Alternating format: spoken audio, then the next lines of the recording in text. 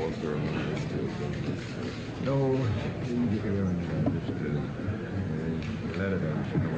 Thank you very much for being with us.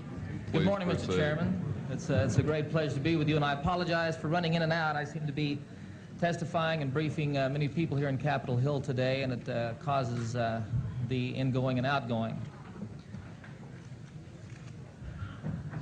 Honorable Chairman, members of the committee, ladies and gentlemen, it's a great honor and a privilege to appear before you this morning and to take advantage of the opportunity given me in our free society to speak my mind, to give voice to my opinions in a public forum in front of not only the leadership of our great country, but the press and the media, and through them all who might be listening around our country and around the world.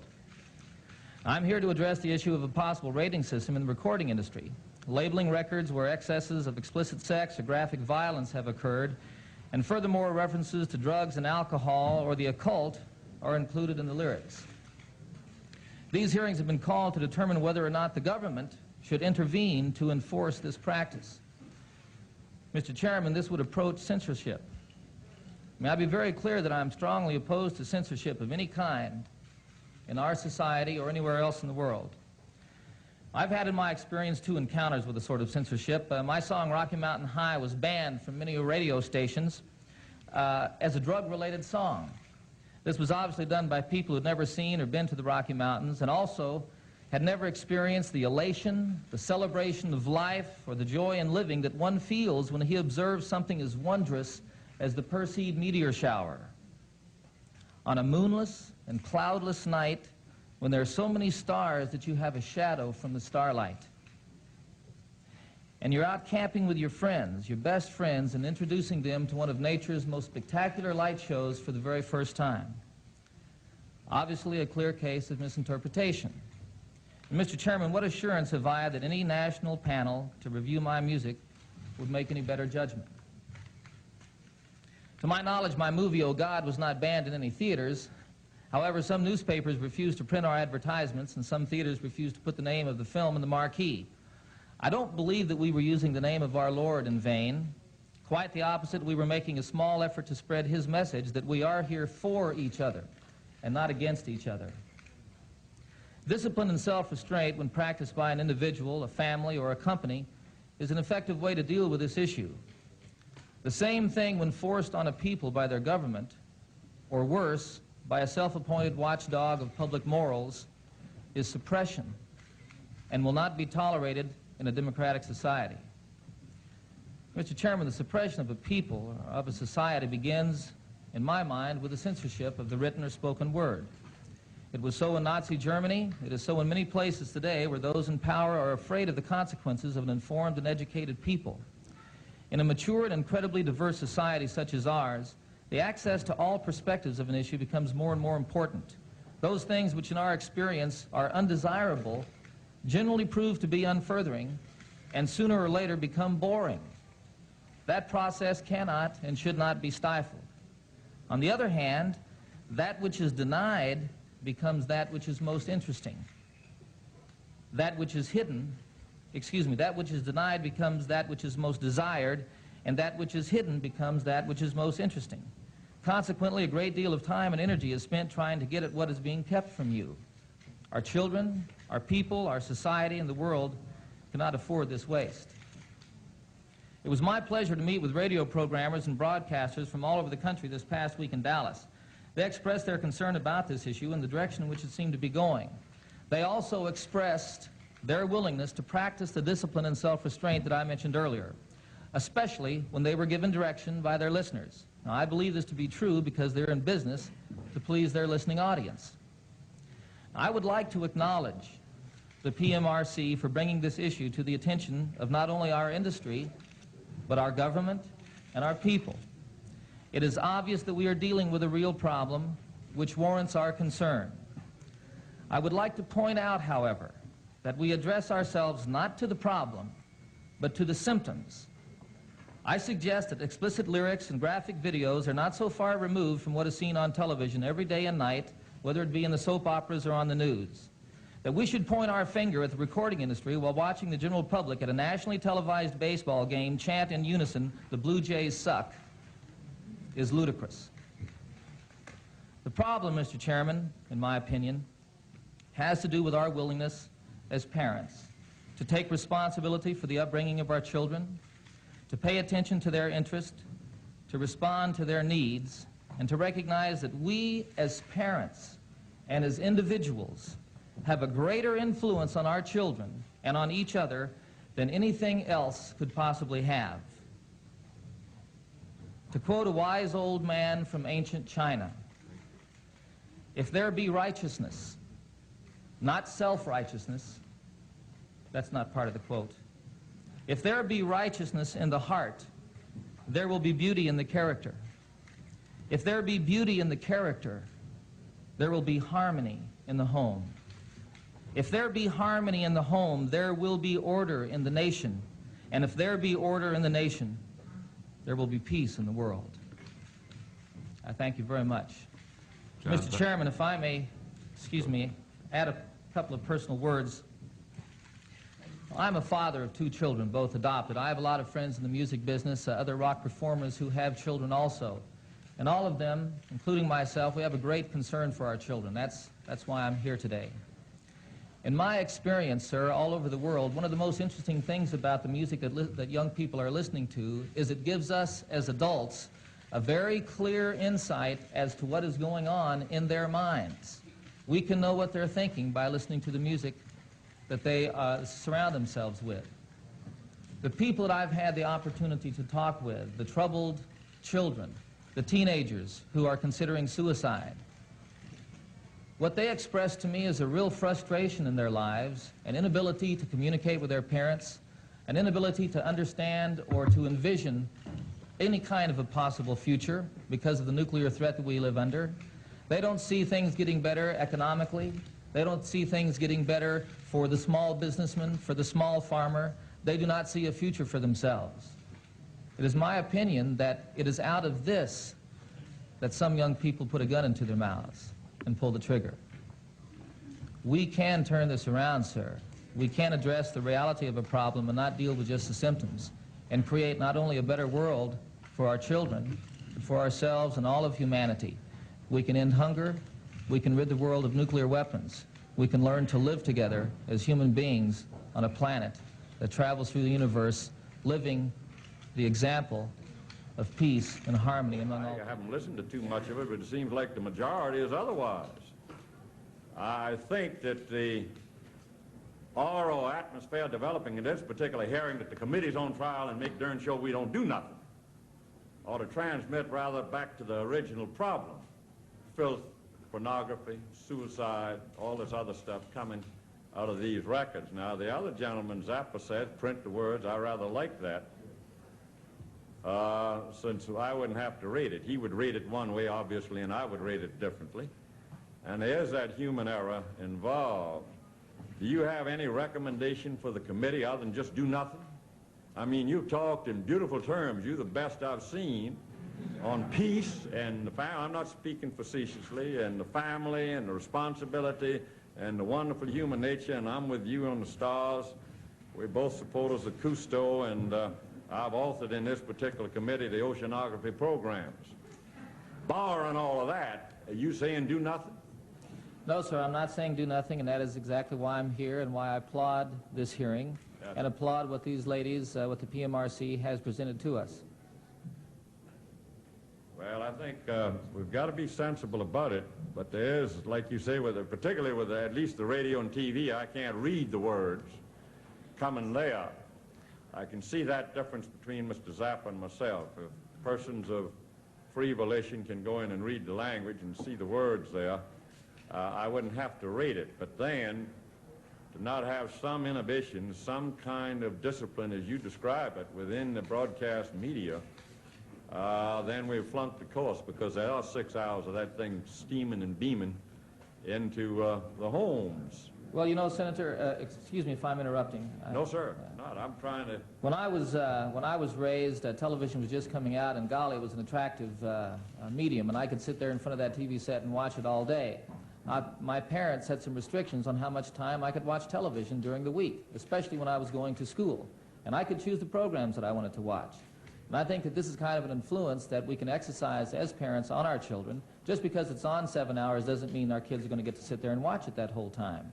And we can give them a certain amount of time. And over here for me, you know, one of the things that I'm fortunate with is my children and I live in a beautiful country, and we have a lot of activities which really call us outdoors, call us together and away from the boob tube. No, I don't watch very much television. And I think that we can exercise this kind of influence on our children, even in a city environment. You and I are different. I mean, you and I are the same. We don't watch. I don't watch that much television, obviously, but the record is otherwise. They watch in television as much as instruction in the classroom in the public schools and more. All surveys show that, so it's being watched. So that's the fact. And living in the real world, where you and I would like to restrict our children, and me, my grandchildren now, it's a real problem. It's a real problem, and I guess you know from being a master at the art, the way you start off selling that record is get it accepted at some good programming, some good broadcasting, and then the sales follow. And you can't print those words ahead of time, so I'll know to cut the television off quick or whatever it is, unless that discipline develops, in other words, with the broadcast media. We are going to be forced somewhere with regulation through the FCC or otherwise. I don't think the American public is going to go along just with a nice hearing up in Washington today. I think there's going to have to be something more developed of some kind of discipline, as you indicate, and I'm trying to find out from you, how do you develop that discipline a little bit better than what has been developed? Well, I think that you know, a good beginning to addressing this real problem is this hearing that is taking place. What most concerns me, aside from potential legislation which might be enacted, which we have said which we've heard today is not going to be the case, is that the whole presentation made by the PMRC comes from, in my experience, a foundation of fear. The only thing we have to fear, as President Roosevelt said, is fear itself. I'm not afraid of anything. I'm not afraid of what my children might see. I'm not afraid of anything that might be shown them or done in their presence that would lessen my influence on them or their opportunity to grow up and be fine, upstanding adults and perhaps someday serve in this very august body. Well, most respectfully, President Roosevelt never heard these records. Senator Gore. I think the things that he heard were far worse, sir. Senator Gore. Thank you very much, Mr. Chairman. It's an honor to be able to ask some questions. I've been a fan for a long time, Mr. Denver, and not only of your music, but also of your contributions to efforts like Farm Aid at the present time, and also world peace and your trips to the Soviet Union and elsewhere. Do you see the kind of trend in some rock music that is outlined by this presentation? Have you ever been to a Motley Crue concert, for example? No, sir. Do you agree that there does seem to be a growing trend in the, at least in the heavy metal area, that emphasizes explicit violence and sex and sadomasochism and the rest? You're aware of that music, aren't you? Yes. Why do you think that has been growing in popularity? Again, sir, my experience, not only in this country but all over the world, is that music today is the medium which most specifically tells us what's going on in young people's minds. Not what's being put into them, but what reflects what they're interested in. I think that this addresses itself to a much graver problem, in fact, the source of the symptom that we're discussing here today. Well, I mean, if a 10-year-old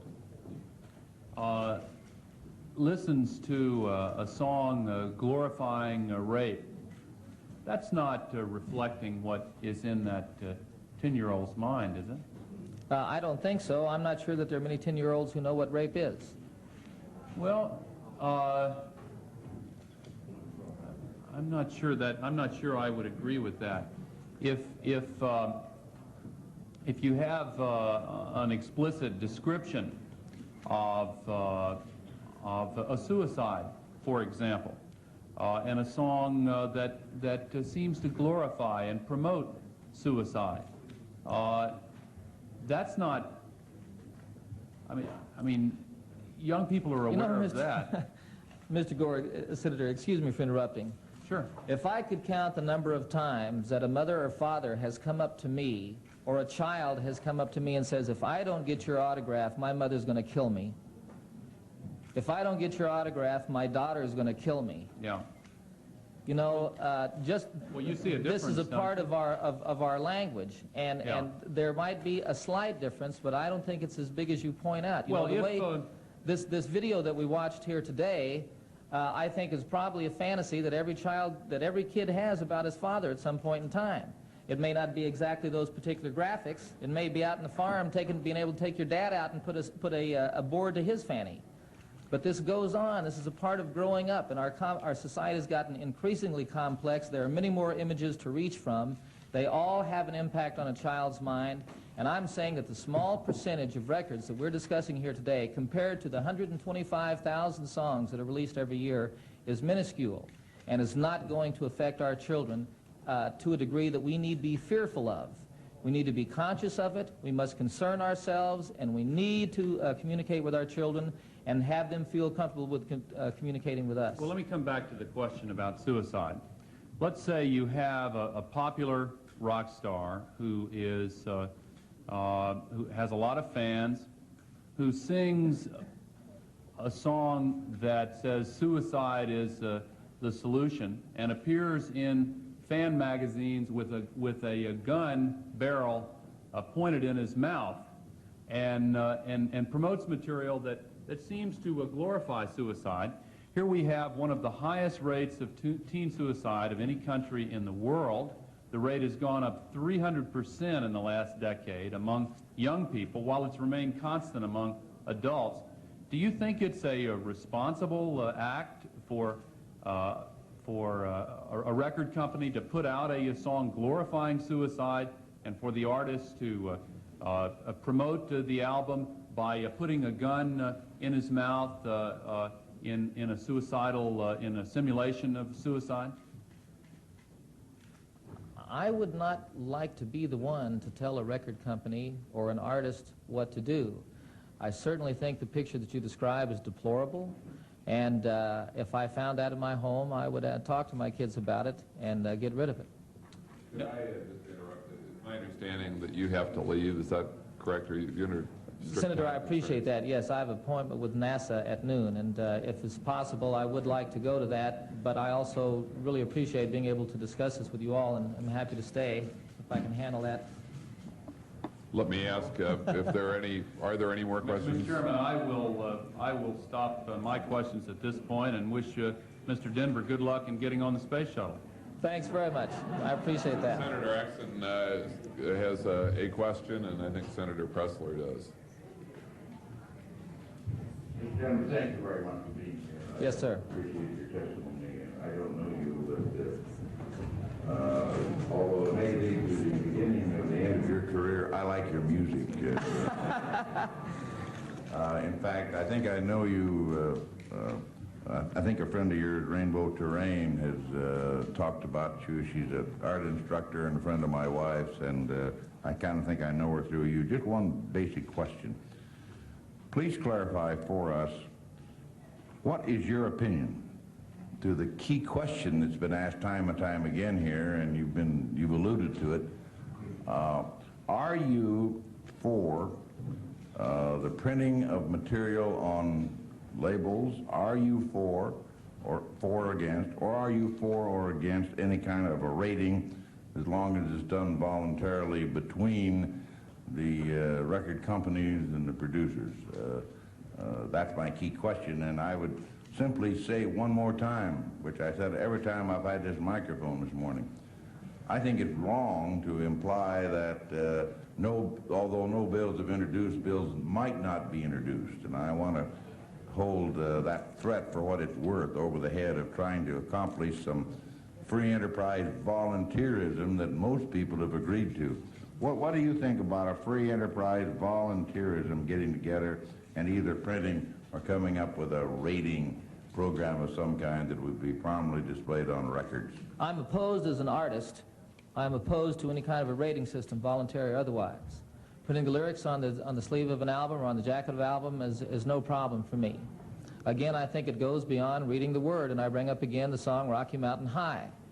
You know, some people, high and high is getting stoned, and high is a feeling of elation, a celebration in life.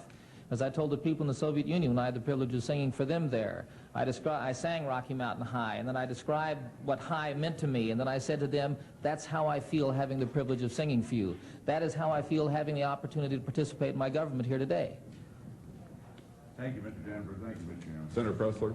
Like I said, ties in with my question. Your basic line is that you're against any type of government action in this area, or indeed any voluntary labeling. I would be, yes. Okay. Thank you very much. Thank you very much. Thank you for your patience for waiting so long. Thank you, Senator. Great privilege to be with you all. Thank you.